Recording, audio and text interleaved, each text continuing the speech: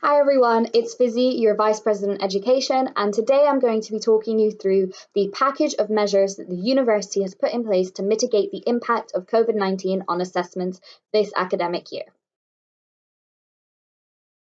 So, what does this package include? Well, the package includes a variation of different measures, and some of them are really easy to understand and others are a little bit more complex. So I'm going to be talking you through all of the measures in this video. The first measure is automatic approval for coursework extensions, meaning you'll be able to get an extension of up to 7 days automatically approved without needing to provide evidence. This won't apply to coursework where an extension wouldn't typically be allowed, such as a weekly quiz. The second measure is making special circumstances a more simple process and increasing the coverage of special circumstances. So you won't need to provide formal documentation to back up a special circumstances request, and you can now request special circumstances for additional reasons, such as incurring severe financial difficulties as a result of COVID, taking on more caring responsibilities, or lack of access to library resources where there's no viable alternative. The third measure is in relation to progression for undergraduate pre-honours years, meaning years 1 and 2. So if you fail up to 40 credits of outside courses, so those are courses that are not core courses, you can receive credit on aggregate, meaning you can still be awarded those 40 credits and you'll be able to progress, but only if your average for the year, including the failed courses, is over 40%. The fourth measure is in relation to progression for undergraduate honours years, which means years 3 and 4. This measure is basically the same as the previous measure, except you are able to get up to 60 credits on aggregate and still progress or graduate.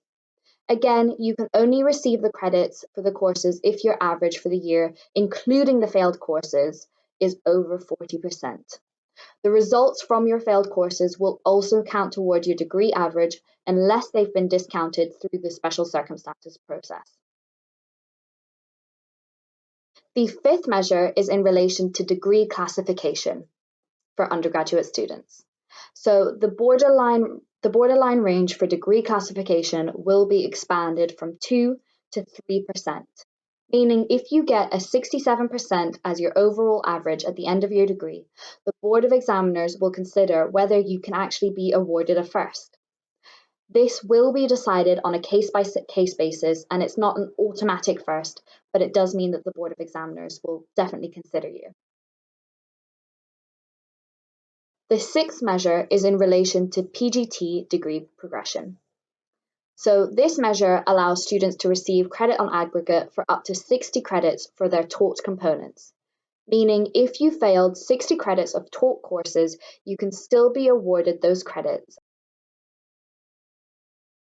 The seventh measure is in relation to postgraduate taught requirements to achieve merits or distinction. So much like the undergraduate measure, the borderline for consideration to be moved to a higher class has been increased from 2 to 3%. And if you receive a higher class in either the taught or project component and a borderline mark in the other component, you will automatically be awarded the higher class. Finally, reviewing performance against previous years. So if your cohort has performed worse on a course than previous years, this will be taken into account by the Board of Examiners when reviewing marks.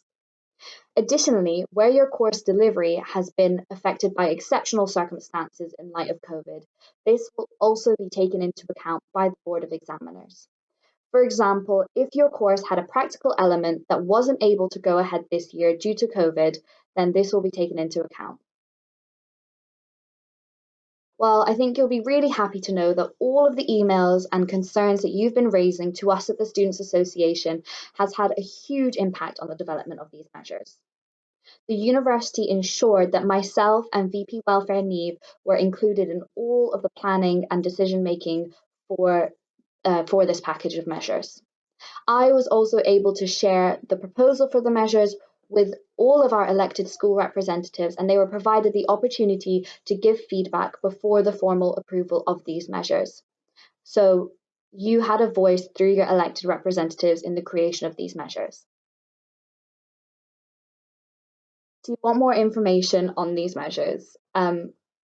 I know a lot of these measures are very nuanced, so if you want to understand them better or just need a little bit help navigating the process, then please contact the advice players who will be on hand to help you out. Or you can head to the website linked in the description to see full details on all these measures. I hope that you'll be satisfied with this package of measures. There's been a lot of hard work in the creation of these measures, and we really tried to take all of your feedback on board.